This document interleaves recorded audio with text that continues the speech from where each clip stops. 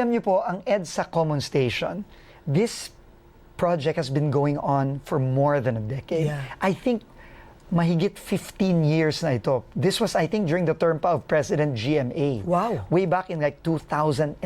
What is wrong And with it's us? already 20. Exactly. I mean, exactly. My Yeah, question, exactly. exactly.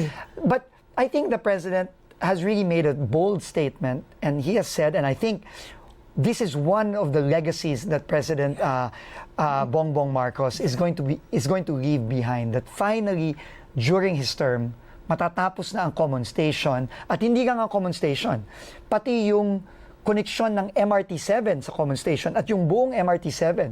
Ang MRT-7, Karen, Oo. 2009 pa yan. Oh, wow. So 15 years na rin yan. No, pero yung koneksyon ng LRT-1 at MRT-3, ang tagal na yan. Ang tagal nang nakagawa nung Yeah. koneksyon sa EDSA, lampas ng SM North hanggang Monumento. Oo. Pero walang dumadaan na tren dyan hanggang FPJ Station lang sa may Roosevelt. Ang tren.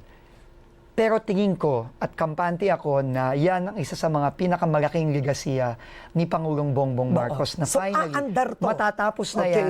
And I am bold enough to say, and the President is bold enough to say, na tingin ko by 2027, tapos na ang MRT-7 and tapos na rin ang Common Station. Okay. At magagamit na ng mga kababayan natin finally. And after this is 15 years.